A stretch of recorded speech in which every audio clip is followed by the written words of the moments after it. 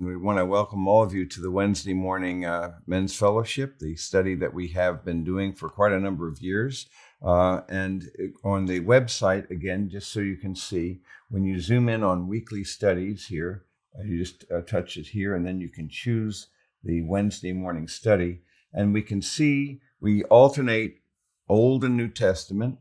We did Joshua chapter 4 last time, and setting up memorials, and then Romans 8, living in the Spirit. My favorite chapter in the Bible, I suppose, would be Romans 8.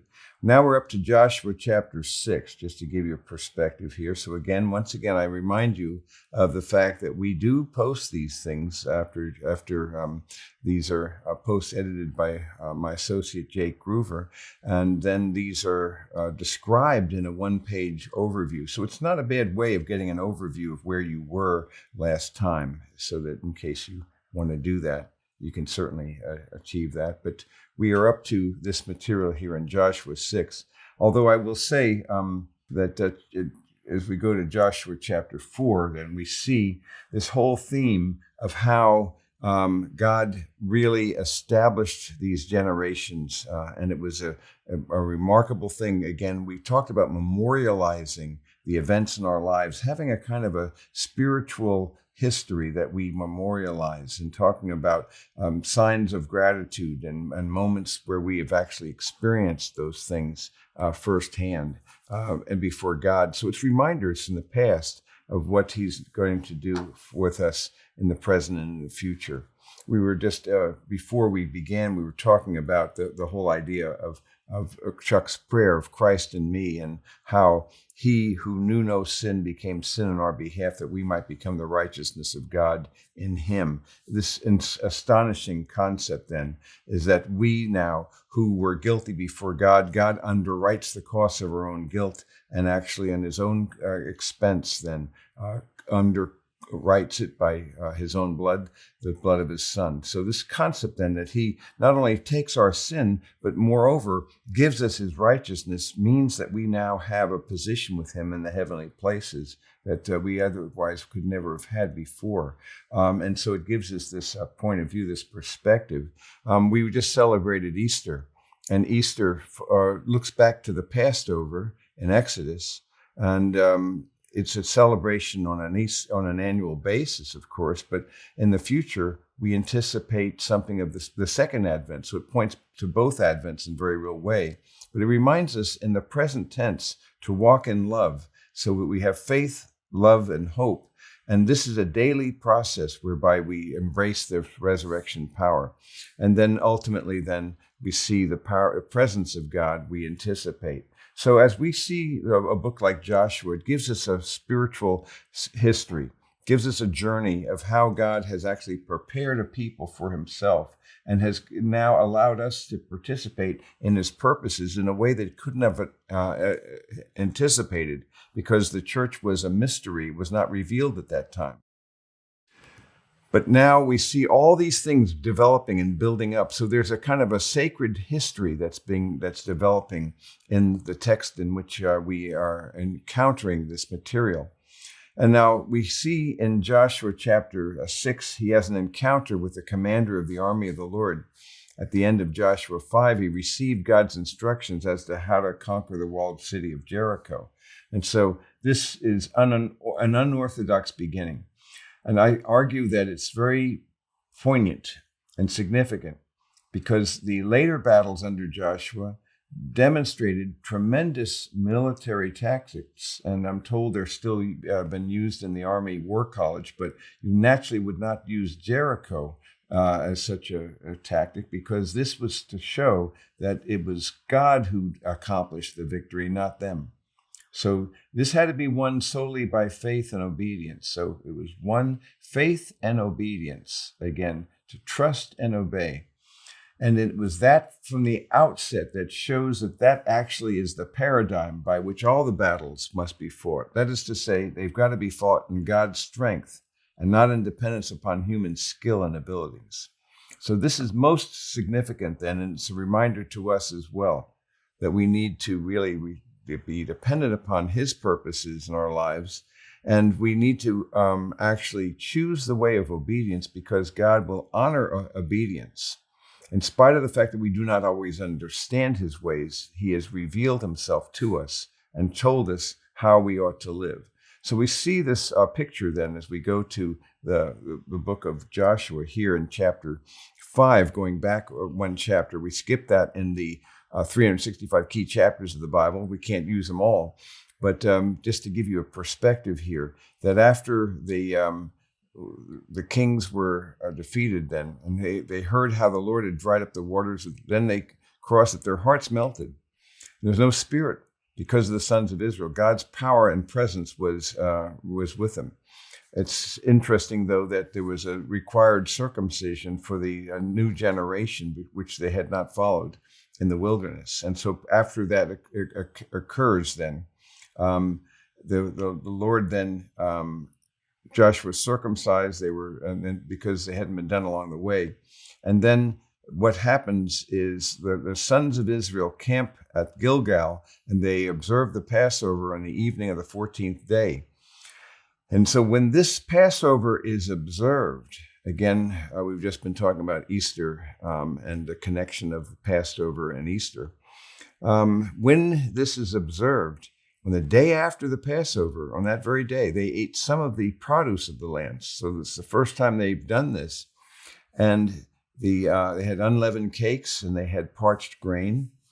And this is when the manna ceased, on the day after they had eaten some of the produce. So the sons of Israel no longer had manna, but they ate some of the yield of the land of Canaan during that year. So clearly then, this process in which God had been providing for his people for really effectively the total of 40 years, because it was 2 years of before they had an extra 38 years, not on the plan, of wilderness wandering. And so this entire time then, they're being provided for by the living God through manna, which really means, what is it? It was this extraordinary, nutritious thing that God had prepared for them, and it appeared only in the morning and then would melt. And so they had to go and gather and be faithful to trust in God on a daily basis. He provided for their food. He provided for their water. He provided quail. He kept them from, actually, the sandals would not wear out, their clothes. It's an astonishing thought that you could have 2.5 million people survive under those kinds of conditions. So it was an evident manifestation of the presence of God. Indeed, as well, there was also the Shekinah glory, the manifestation of the pillar of cloud by day, and the pillar of fire by night, so that they saw the presence of God wherever they moved. So they then come to the point when Joshua was by Jericho, that he lifts up his eyes and looks, and a man was standing opposite him. So this is again significant. This is prior to that first conquest that will be done through the power of God. And this man's opposite with him, his sword drawn in his hand. And Joshua went to him and said to him, "Are you for us or for our adversaries?" And he said, "No, rather, I indeed come now as captain of the host of the Lord." At this point, Joshua fell on his face to the earth, and he bowed down and said to him, "What has my Lord to say to his servant?" So he knew that he was before the presence of majesty. It appeared to be an angelic presence. The captain of the Lord's host said to Joshua, "Remove your sandals from your feet, for the place where you were standing is holy," and Joshua did so. Of course, that will remind you of Moses at the burning bush. And you see that, again, remove the sandals from your feet. You're standing on holy ground.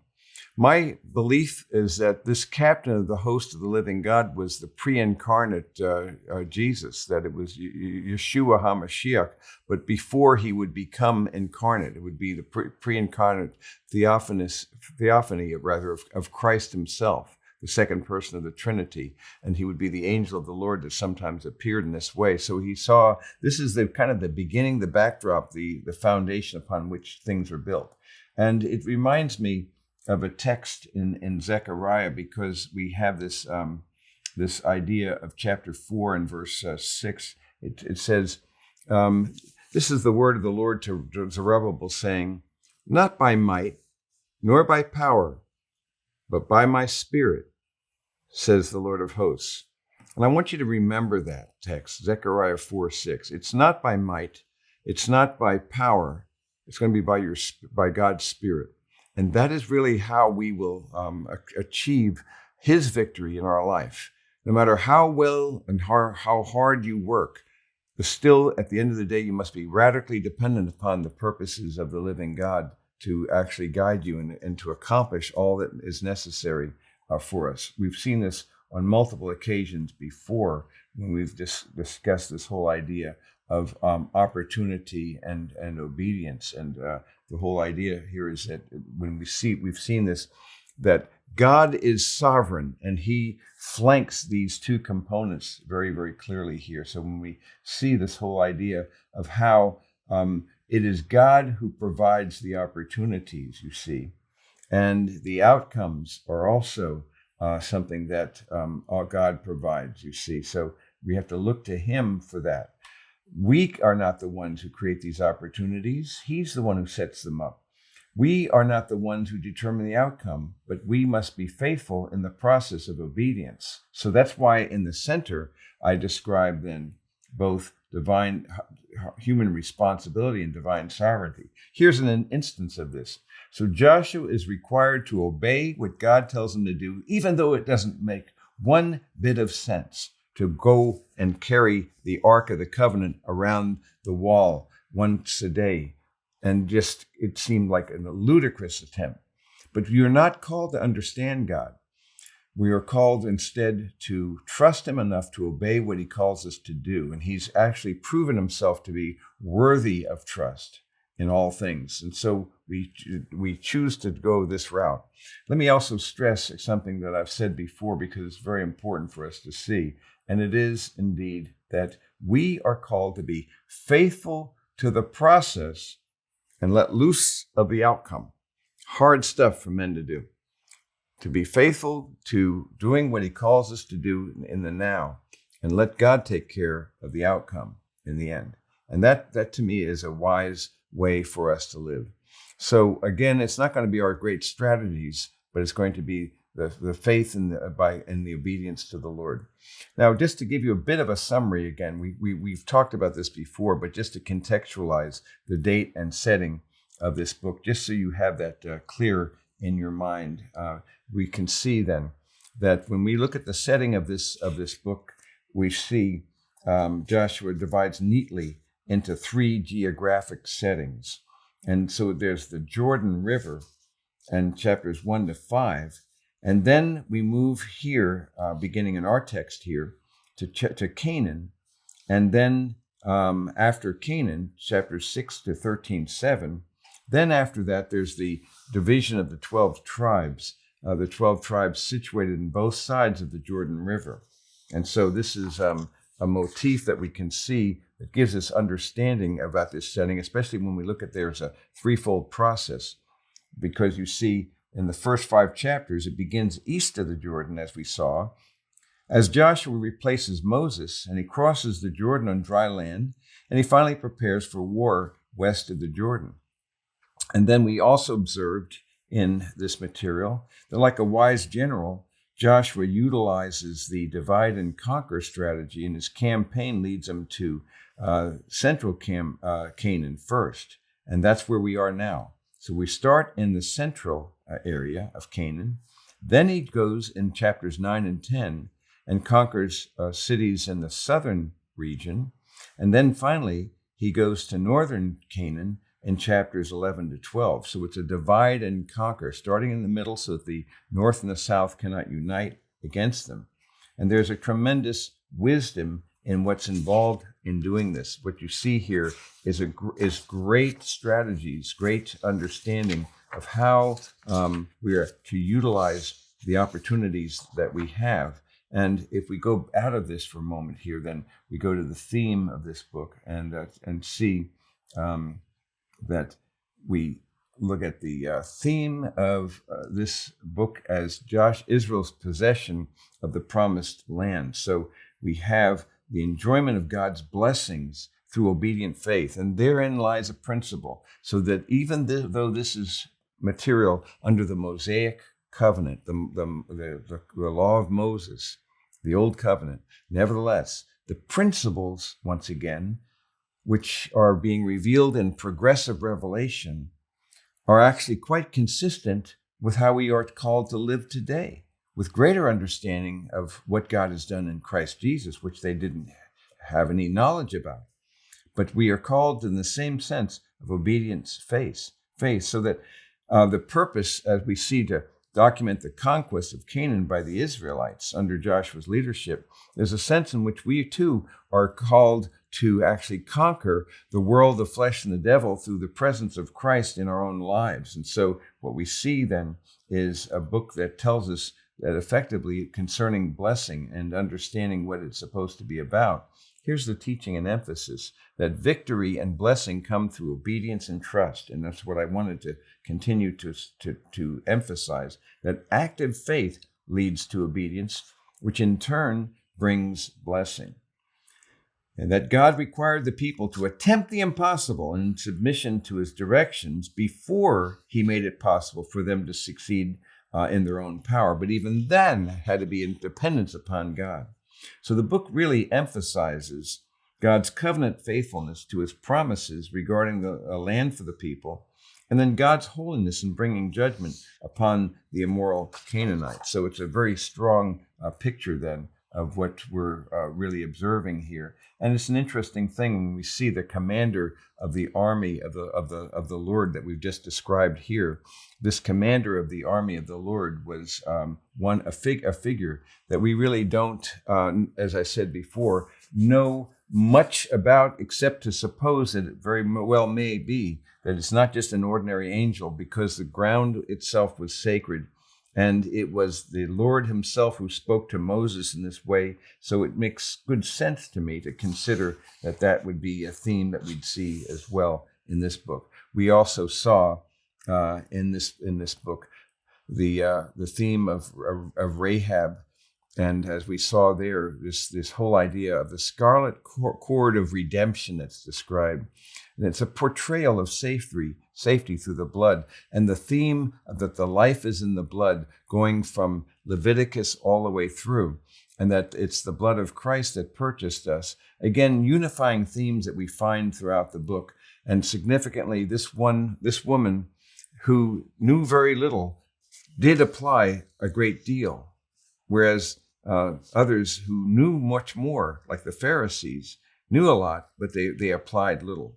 And so this is the whole idea then, the basis for really life in him is then to see that we are called to be people who walk in obedience and faith and hope and love and trust. And so that to me is a major theme. Then there are various applications of Rahab's faith we talked about already. Achan's sin, be strong and courageous, memorial stones, we've talked about that a little bit as well. But the idea here is that we're looking at a book then that gives us a rich understanding of how we should live our lives and to walk before him. So as we can pick up from these themes then, we go back to our text. And so this angel then, let me go back to our text here in Joshua. And I'm back in Joshua chapter 6 now. And so we see then, after having seen this is the paradigm, the basis, the power in which we are to walk and live and to move before God, then Joshua obeyed him. Just as Moses obeyed the Lord, so he obeys him. And so Joshua practiced a very real presence of God. He was the one who, even as a young man, would stay in the tent of meeting even after Moses would leave, because he wanted to know the living God. And that was the key, in my view, to his virility, his power, his obedience, is to the knowledge of God and humbling himself before him. So at the end of the day, we don't depend on our might or our prowess, our knowledge or experience, but rather we depend upon him. So it's a strange process by which we're called to steward the gifts that he's given to us, to cultivate skill and to develop that. but at the same time, to recognize that everything we do still must be brought consciously before God and become dependent upon Him, even in the things that we think we know best, in our business practices or whatever. It's always needful for us to depend upon and walk by the Spirit, because God does nothing apart from His Spirit. And so we want to become, as people of obedience and trust, we want to be people who actually walk by the Spirit and set our minds in the things above, and who invite the promptings of the Spirit so that we can defer decisions until we have His peace whenever it's possible. But we seek to discern not only what the Scriptures teach, but how the Scriptures are applying it, how the Holy Spirit nudges us, prompts us, and also provides us with opportunities that aren't on our calendars, those things that I call those kairos moments in our lives, as opposed to just the time moments, the chronos.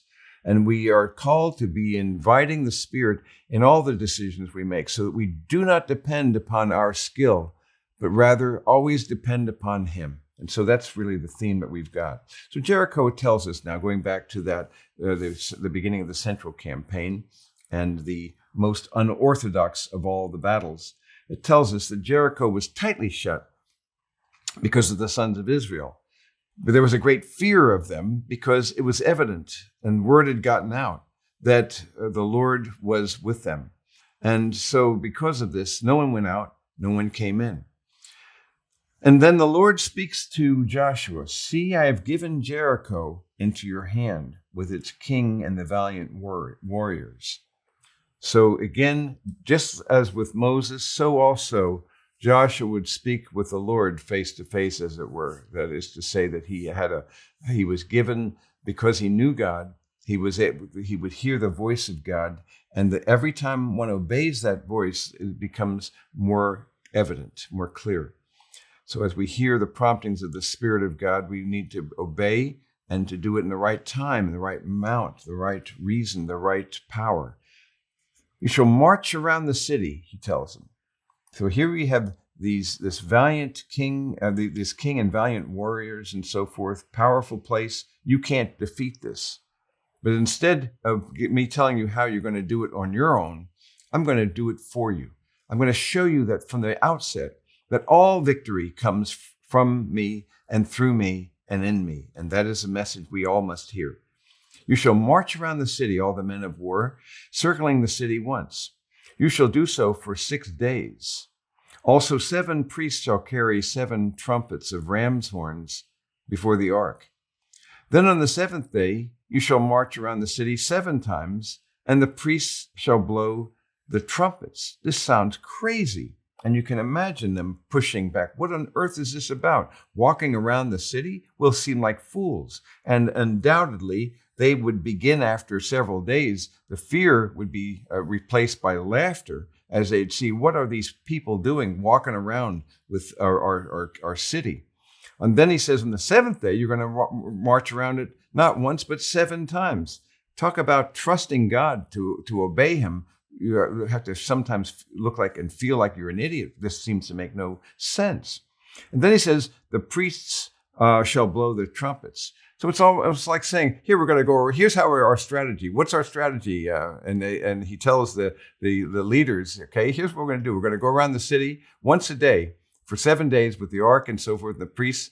And then we're going to go around it 7 times the 7th day. We're going to blow the horns and shout real loud, and that ought to do it.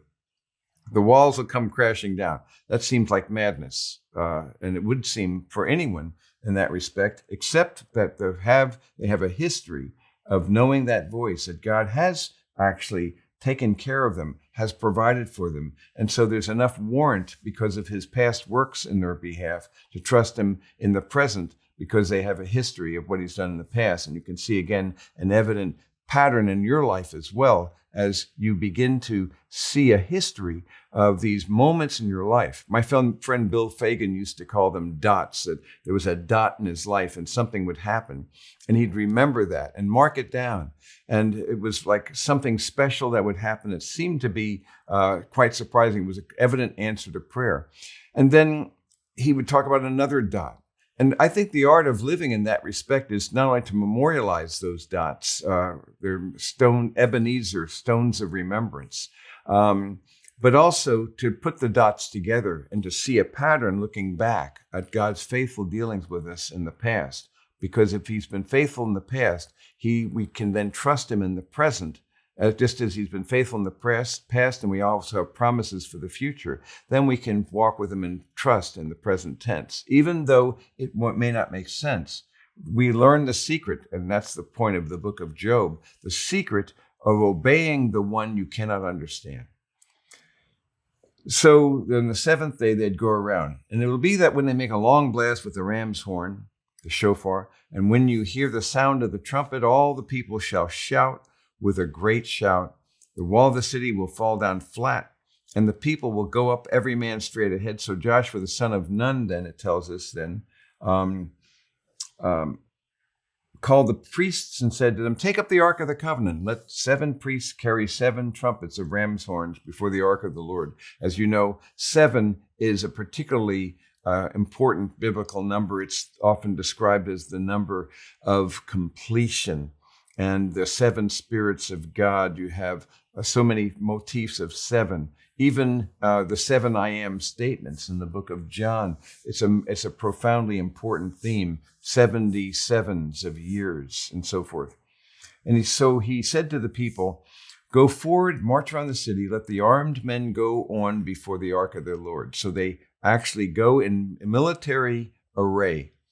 And the ark of the Lord, though, being critical, though, because that is the point at which you see the Lord would meet with his people in the most holy place through the representative, the high priest on the day of the whole Yom Kippur, that the Day of Atonement, that would be that one day when he would go, one person representing them all 12 tribes, before them to offer a sacrifice for the sins of the people. And it would be in that most holy place. They'd have to fill it up with incense, and then they'd go in to protect them from being blinded by the Shekinah glory of God. And there, in that trembling context, then he would then offer the sacrifice upon the mercy seat, which was above the Ark of the Covenant. So when Joshua had spoken to the people, the 7 priests carrying the 7 trumpets of ram's horns before the Lord, they did obey. They went forward. They blew the trumpets. So again, I'm impressed with this generation because they knew very well the cost and the power and the pain of disobedience. It was evident because all their parents had died because of that disobedience of the previous generation. They don't want to make that mistake again. So they go forward and blew the trumpets. The Ark of the Covenant of the Lord followed them. The armed men went before the priests and blew the trumpets, and the rear guard came after the ark while they continued to blow the trumpets. But Joshua commanded the people, saying, you shall not shout, nor let your voice be heard, nor let a word proceed from your mouth until that day I tell you, shout. Then you shall shout. So we had the ark of the Lord taken around the city, circling it once. They came to the camp and spent the night in the camp. Now, what do you suppose you would think after that first day? You would think, what was that about? And you know there would be a lot of strange murmurings and wonderings about this. Has our leader gone nuts on us here? What is going on here? What would this be about? He claims that God told him to do this, but how do we know? But once again, though, because of his authority, that it was evident, and that power was before them and went before them. Remember, too, they had just gone across the Jordan River on dry ground, that God kept the waters from coming upon them. And then they brought the ark there. They put it in the center. They put a pile of 12 stones in the center to mark that place. They're there to this day, as it says in Joshua. And then they took 12 stones and made a marker of that. It's a symbol. It is so that when your children ask you, why are these stones here? We can tell you about what God did in his faithful work. So God now does not tell them to do something without having already given them powerful and profound and clear evidence that he is who he claims to be. And so because of that, I believe they could also trust him in this situation, though it made no sense. I think this is how we grow in faith, that he bumps up the ante of risk, of apparent risk. and to really trust in him and what he calls us to do. So in verse 12, it says, Joshua rose early in the morning, and it tells us that the priests took up the ark of the Lord. The 7 priests carrying the 7 trumpets of ram's horns before the ark of the Lord went on continually and blew the trumpets. And the armed men went before them, and the rear guard came after the ark. So this is the same thing, the same process. The second day they marched around the city once and returned.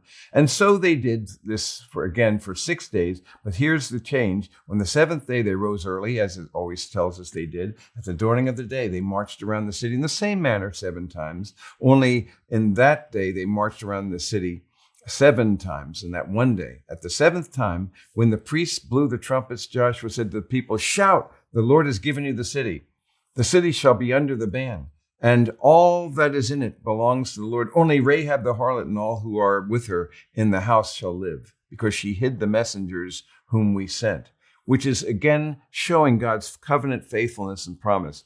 The spies had promised that God would protect her if she did this, and with the scarlet thread and so forth, that if she protected them. And so it was to be that God honored his covenant and his promise with her in this way. And she's remembered to this day. So only keep yourselves from the things under the ban. Don't covet them and take some of the things under the ban. You see, be immediately a temptation to grab the spoils of war, even though there was no war. He was just basically, it was right there before them, ready for the pickings. But again, it is this danger, this pull, that we could pursue and lay hold of things that we're not meant to touch. All things we have to see have to come through God, and you must not covet things that are under the ban. And don't trouble your people by doing such a foolish thing. All the silver and gold articles of bronze and iron, they're holy to the Lord. They're dedicated to him. They're going to go into God's treasury. So they obeyed this again. And the people shouted, and the priests blew the trumpets. And when the people heard the sound of the trumpet, the people shouted with a great shout, and the wall went down flat. So the people went up into the city, every man straight ahead, and they took the city. They utterly destroyed everything in the city. Both man and women, young and old, ox and sheep and donkey with the edge of the sword. And again, you wonder, how could this be? And it's an entirely different discussion, but it had to do with the fact that the plague of the Canaanite religion had reached such a nadir that ultimately required a judgment by God, that God was using these people, his people, as his rod of judgment. And lest it be said, but how would he have the right to do that? He's the one who gives life. He's the one who can take it away. He's not a man that we should be obligated to him. So we see then, and it's one of the objections that people raise about genocide, but again, it has to do with a clear pattern of judgment against sin. And from a divine point of view and a divine perspective, it's necessary then to entrust ourselves to the one, the judge of the world will do what is right. And so he's the one who gives life. He's the one who takes it away. He is the one who judges. And frankly, if he gave us justice, we'd all perish. He gave us better than justice. He gave us grace and mercy. So Joshua said to the 2 men who had spied out the land, "Go into the harlot's house." It was even those specific men who actually had communicated with her prior. So go in there, and whoever she has, her whole household, as you have sworn. So they follow and obey. And they brought out Rahab, her father, her mother, brothers, and all she had. Brought out all her relatives, placed them outside the camp. Then that says they burned the city with fire, and only the gold, silver and gold, and those were brought into the treasury of the house of the Lord. Rahab the harlot, poor woman, known for history as Rahab the harlot, as her father's household and all she had, Joshua spared, and she's lived in the midst of Israel to this day. It tells us then. And that she was part of the lineage of our own Lord. So it's an amazing thought. She hid the messengers. So Joshua made them take an oath at that time, saying, "Cursed before the Lord is the man who rises up and builds a city." So, and that we see that this prophecy was fulfilled later on. But then there's a defeat at Ai because of the temptation that Achan, the son of Carmi, the son of Zerah, the tribe of Judah, he took some of the things under the ban. And so because of that one act of disobedience, they were not able to have victory at Ai. And so they had to actually deal with Achan because of his sin. So here's the theme, another principle that comes from this book, and it's the principle that God then expects obedience, and he does not expect us to actually hold back and say, this part's mine, this part's not, but rather to give all things to him. And even the things we keep for ourselves that he's allowed us to keep are still his ultimately. But here's a man who clearly violated the mandate and took something that was not allowed to be taken. And God knew this. And because of that, they had to discern who it was, and then they had to deal with him and his household. So there was this serious matter of obedience matters. You have to trust God. This is the stable basis in which we can actually move in this world. So it's a tragedy then about the defeat at Ai because of that. But what we see then in this book then is a portrait of applications because of Achan's sin. I wanted just to comment about that very briefly then, just another word about that idea.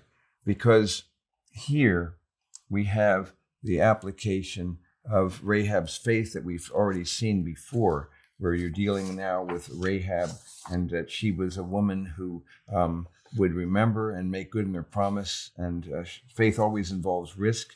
Rahab literally risked everything, and her faith clearly pleased the Lord, because the writer of Hebrews reminds us that without faith it's impossible to please him. For he who comes to God must believe that he is, and that he is a rewarder of those who seek him, in Hebrews 11:6.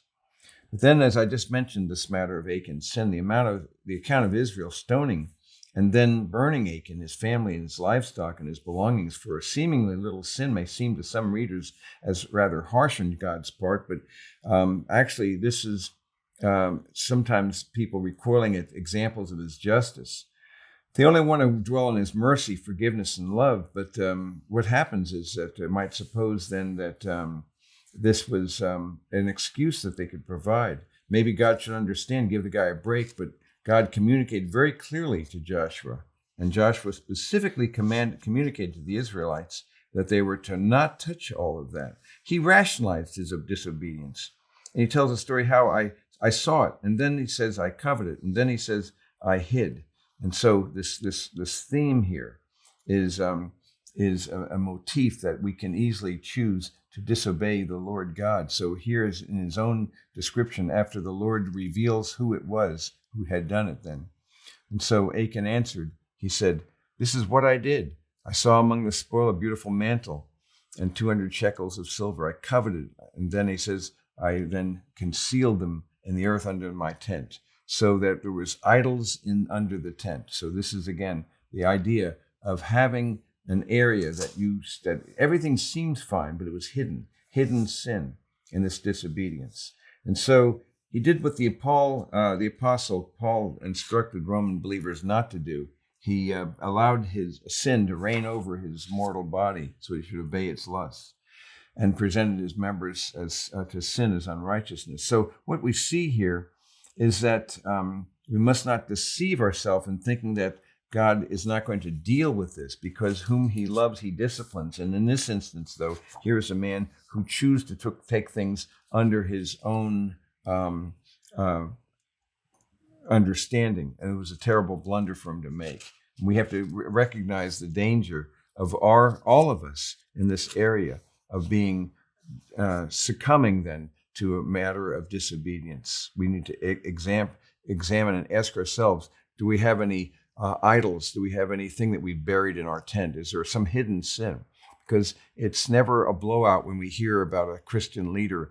We discover something that had been something that was a history.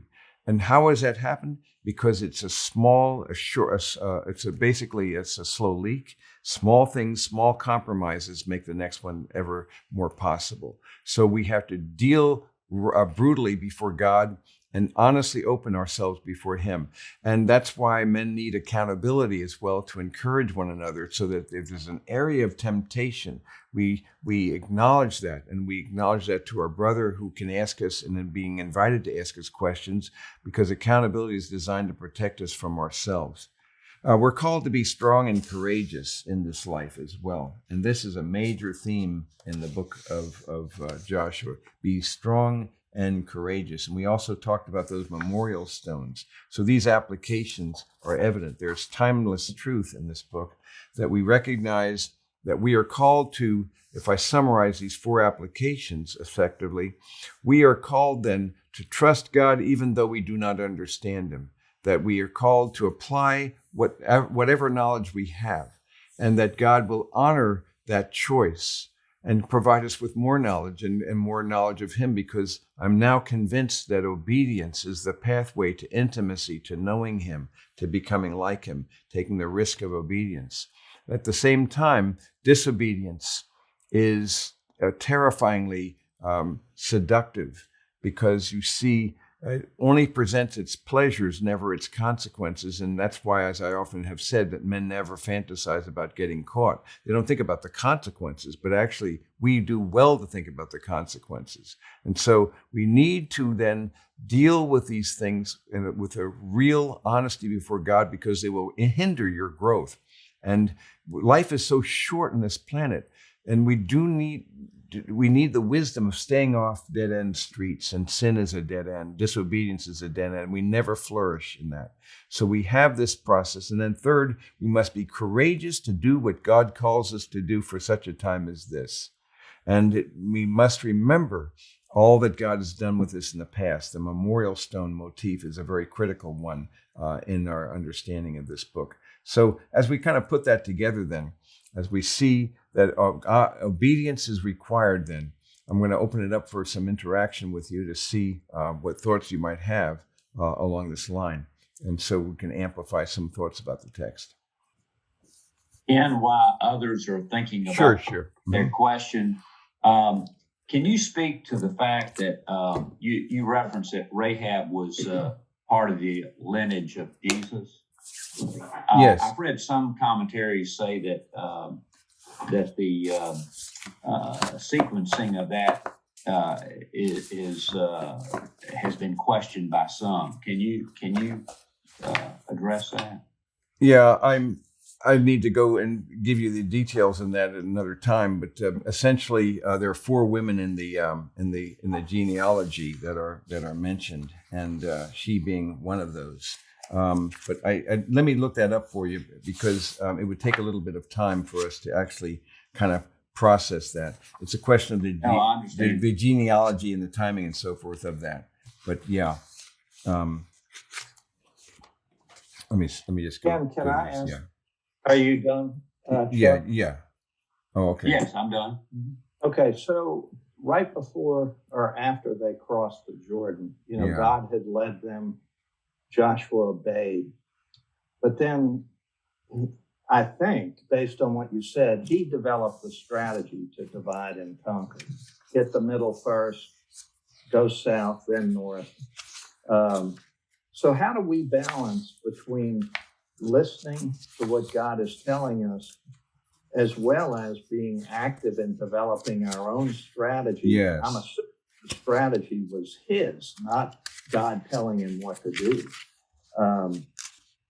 Because God doesn't tell you everything. No, he doesn't tell you everything. Although that said, though, in this instance, we did see that God does reveal, here's what you're to do with Ai. So the principles then of the divide and conquer, but also with Ai and other places, the idea of having a group of people who then have a strategy of splitting things up, splitting up their groups, and then they basically encompass them. And it's the whole idea of pulling them out, and then actually having a group of people waiting in reserve, so that whole idea that various movements that are done. It seems to me that there is indeed a process in which God does describe to Joshua what he's to do, but at the same time, there's an application of wisdom. And I think, Raymond, you're really looking at the whole idea of, we have principles that we're to follow. Say we're seeking to make a prudent decision and in business, but it must encompass more than just the dollars and the metrics and so forth, but also, is this really the best process to pursue? And that's where we need to use our own good judgment. So we need to follow the principles of the word. And indeed, God does reveal a lot of these things to Joshua. So you do have these principles, but at the same time, how they're to be applied. And that's when you get to, that's why I say it's a divine sovereignty, human responsibility combination, where you have a bit of both of them working together in concert. But there are certain principles we learn, as what Will Rogers put it this way. He said, good decisions come from experience, and a lot of that comes from bad decisions. So we learn a lot from our mistakes. And you well know, we all know, we learn more from our setbacks and our mistakes than we do from our successes, but we do well to apply that rather than throwing up our hands, learn from that, and then gain wisdom. So it's not just learn and live, but it's live and learn. It's both and. It's a combination. But I think prudence, discernment, understanding, making right decisions is something where there are certain fundamentals of how we fairly treat people, employees and customers and so forth. But at the same time, he gives us wisdom, and we learn from that, and we learn from our mistakes. And I think that's a divine human synergy where I'm dependent upon him, but he also invites me to prayerfully plan and process, because that's as spiritual as any other form of worship. I see our work as a matter of and a modality of worship before God.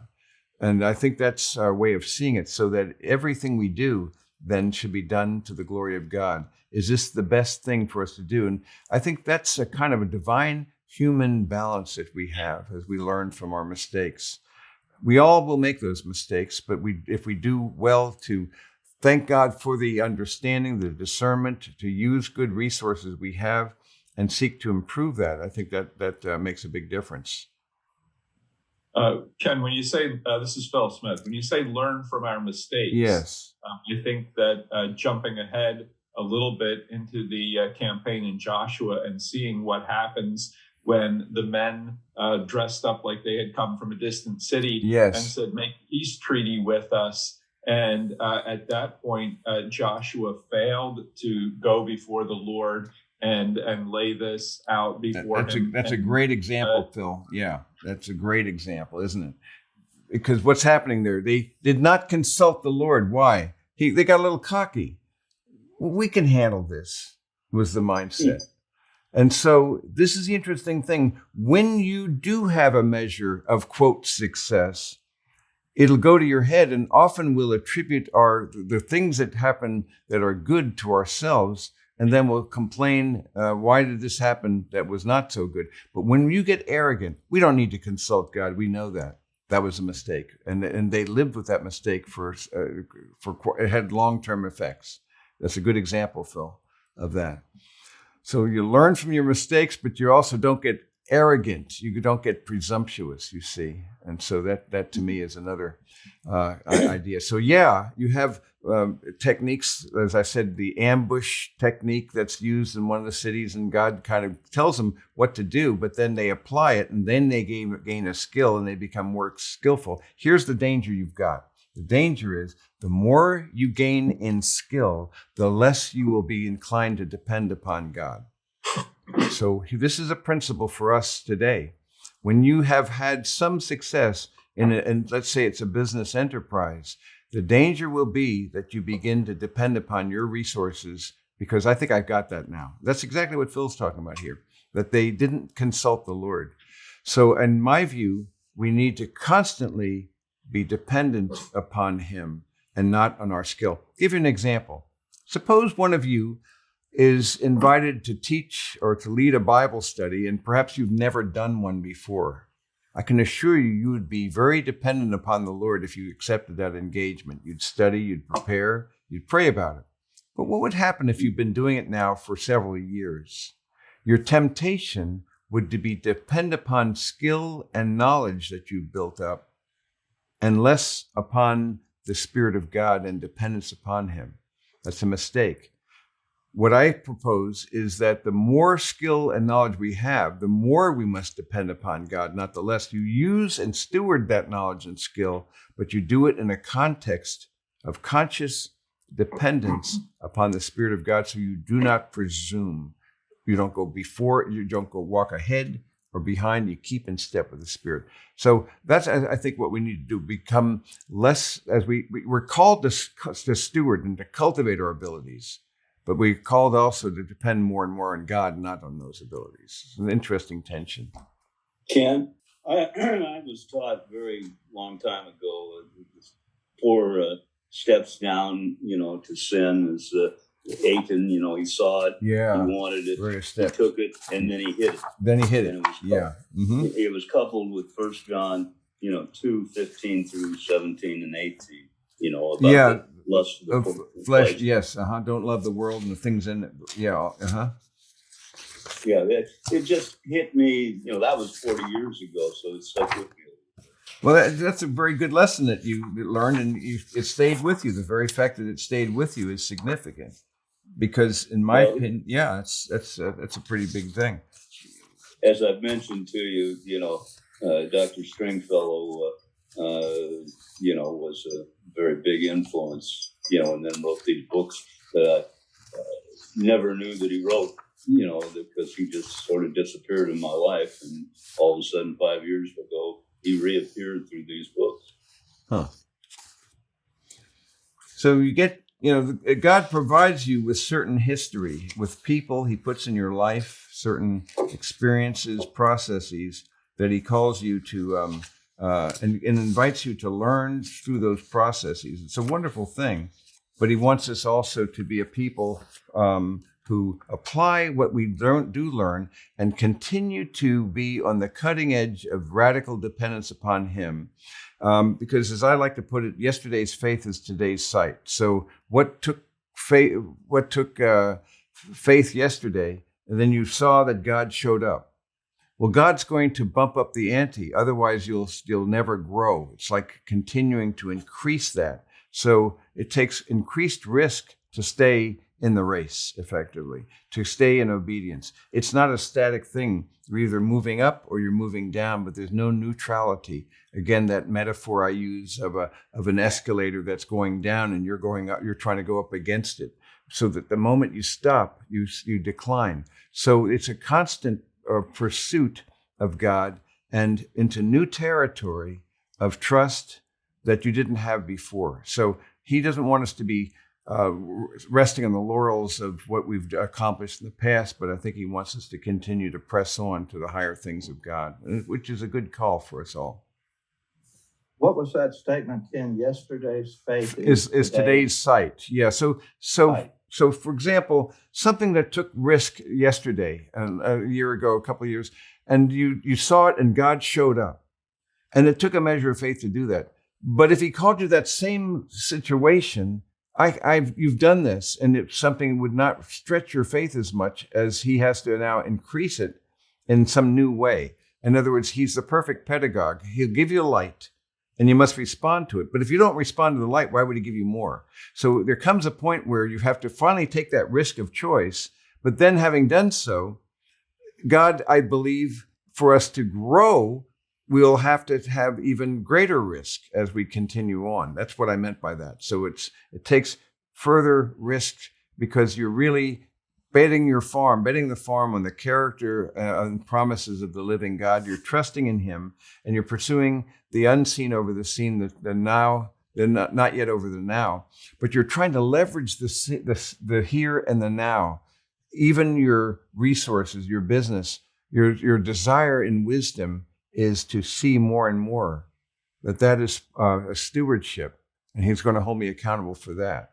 So I think he's going to invite us to take growing risks as we grow in knowledge of him, more against the world and more really pursuing the word. Thank you. Yes. Time for one more question. Okay.